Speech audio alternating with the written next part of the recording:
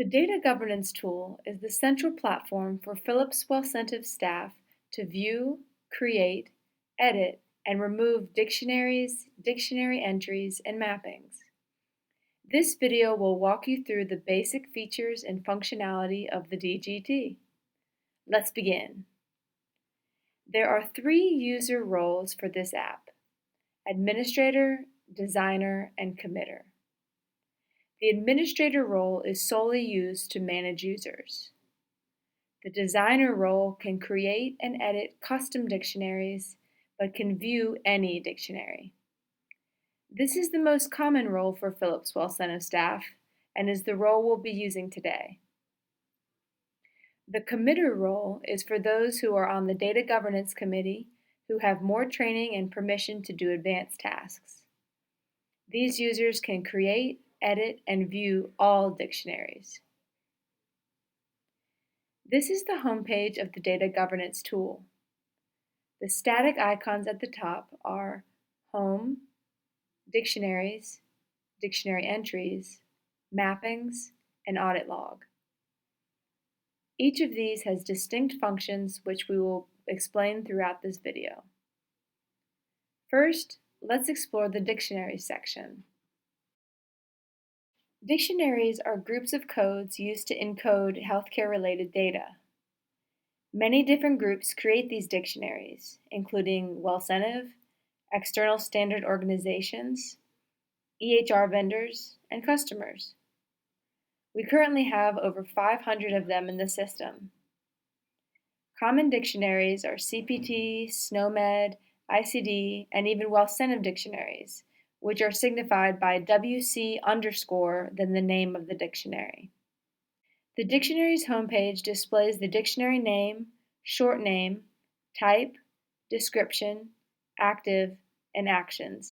There are 3 options in actions for each item: View Details, Edit Dictionary, and View Dictionary Entries. The entries can be filtered by any of these criteria to narrow down the search. You can also search for dictionary items in the global search box at the top. When we search for WC Care, for example, the Wellcentive Care dictionary displays. Notice the Edit option is not present, since I am logged in as a designer and therefore don't have authority to edit non-custom dictionaries. When we view the details, we can view the dictionary item, including the dictionary properties. Dictionary properties are used to provide additional information about a code, such as whether or not a medical condition code represents a chronic condition. Properties are often used to enable certain application functionality in Outcomes Manager. Going back to the dictionary view, we can also view dictionary items, which displays all the entries that are listed in that dictionary. On the dictionary's front page, there is the Actions button, which is how you create a dictionary. To create a dictionary, simply click on the option in the drop-down, then input the necessary information. So now we know how to view, search, and add dictionaries. Let's move on to dictionary entries. Dictionary entries are the individual codes that are part of a dictionary, such as CPT 99213, which represents an office visit. The page is organized by dictionary name, code, domain, descriptions, active, and actions, which has the option to view details, edit dictionary entries, and view mappings. Each column can be filtered to narrow the search, which is highly recommended as it will speed up the time to load a search due to the high quantity of dictionary entries, of which we currently have over 7 million. For example, if you want to see all the entries in the Wellcentive Medical Conditions Dictionary, we can filter by the WC Medical Condition Dictionary name. This makes for a more efficient search process as we went from over 7 million entries to just 28. Actions we can take from here include viewing the details of an entry, by clicking on the eyeball icon. We can see the name, code, domain, description, application used in this entry, and corresponding properties. We can also view the entries that are mapped to this particular entry by clicking on the double arrow here. Further actions we can take are to create dictionary entries, bulk edit dictionary entries, download a CSV template, and upload a CSV template. Creating a dictionary entry is a simple process and only requires the name, code, domain, description, application, and any related properties. Any user can do this for custom dictionaries and certain well-sensitive dictionaries that contain customer-generated content, such as WC Payer. However, adding dictionary entries to standard dictionaries and clinical well-sensitive dictionaries requires approval from the Data Governance Committee, so only committers have permission to do this. The bulk edit dictionary entries allows for users to edit the domain, active state, and properties for multiple dictionary entries. For example, if you need to change the domain of all the dictionary entries in a particular custom dictionary, or if you need to add a property to a group of dictionary entries, you can make use of the bulk edit feature. For a bulk upload of dictionary entries, download the CSV template and follow the instructions on the document. Then, upload the document under the Actions button. Great! Now we have a general understanding of how to search for, edit, and create dictionary entries. Let's move on to existing mappings. In the Existing Mappings section, we have existing mappings, proposed mappings, and change sets. Existing mappings are relationships between two dictionary entries. In most cases, it means that the two dictionary entries are equivalent. We call them existing mappings because they are currently being used by our products, such as Outcomes Manager and interfaces. The Existing Mappings page is organized by Dictionary 1, Code 1, and Dictionary 2, Code 2. For example, let's look in the dictionary WC Lab under dictionary entry FBS Code 101, which is mapped to 5 different dictionaries and codes, as we can see on the right side. It doesn't actually matter whether a dictionary entry is on the left-hand or right-hand side of a mapping. Our product assumes that all mappings are valid in both directions. We call this bidirectionality. If a code is stored in a patient's chart as the WC lab code for FBS, we assume that this has the same meaning as the LOINC code for fasting glucose in serum or plasma. The reverse is also true. If we have the LOINC code stored in the patient's chart, we assume it has the same meaning as the WC lab code. Because it doesn't matter whether a dictionary entry is on the left or right side, you do have to check both sides if you're trying to find all mappings for a given code. If you want to view all mappings to the WC lab code for FBS, you first have to check for the code on the left side of mappings, as we've done here. Then you should clear the filters and check for the code on the right side of mappings. If we do that now, we find an additional 11 mappings to this code.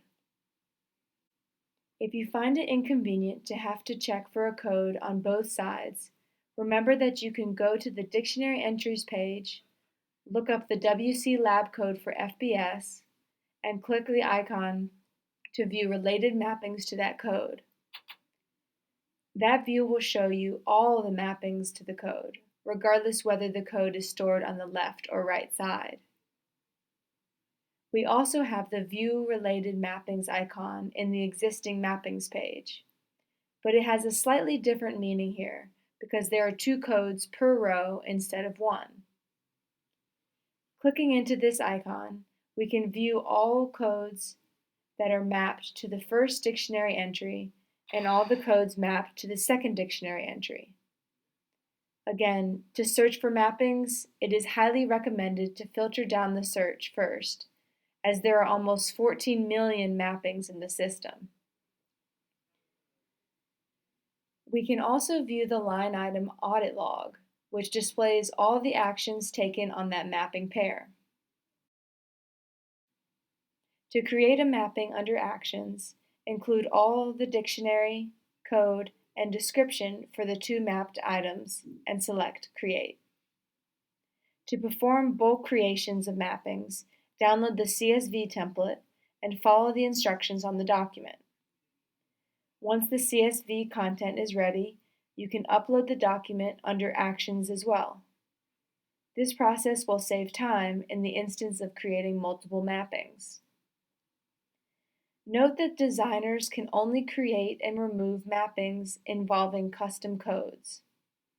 If a designer needs to add or remove a mapping that does not involve a custom code, they can propose the change as part of a change set to be reviewed by the Data Governance Committee. The Proposed Mappings page is not currently in use. Change sets are collections of proposed changes to our existing mappings, which are then sent to the Data Governance Committee for clinical review before the changes are actually made. Any user can create a change set to propose the addition of new mappings or removal of existing mappings, and both additions and removals can be part of the same change set. The user must first create a DG ticket in JIRA with the clinical decision issue type prior to creating a change set. Once the DG ticket is created, simply go to Add Change Set under Actions. Here you can name the change set and add more details in the description field. Our naming convention is to use the ticket number. Once the change set is created, you can add the mappings that need review to the change set. The Data Governance Committee will then review the mappings, approve or reject them based on their clinical equivalence, and commit the change set. Note that none of the changes are actually in place until the commit step. Committing the change set adds any approved mappings to futures if they don't already exist, and removes any rejected mappings from futures if they did already exist. The last section is the audit log. This shows all the actions taken in the DGT related to a change in dictionary, dictionary entry, mapping, or change set. All the columns can be filtered to narrow the search. For example, if we are looking for all changes that have taken place by Jenny Kelly, we can do a search for her name under the Users section. Congratulations! You have officially completed the training on the Data Governance tool and should be prepared to navigate the system. We've learned how to manage dictionaries by searching for dictionary names, viewing the details, creating a dictionary, and viewing the dictionary entries. We've learned how to manage dictionary entries by searching for dictionary entries, viewing the details, creating a single or multiple dictionary entries, and viewing the dictionary entry mappings. We've learned how to manage mappings by viewing related mappings and creating a single or multiple mappings. We've learned how to view and propose mappings as part of change sets. And lastly, we've learned how to view and search the audit log. Those are all the features in the Data Governance tool for the designer role. If you have any questions, please see a member of the Data Governance Committee.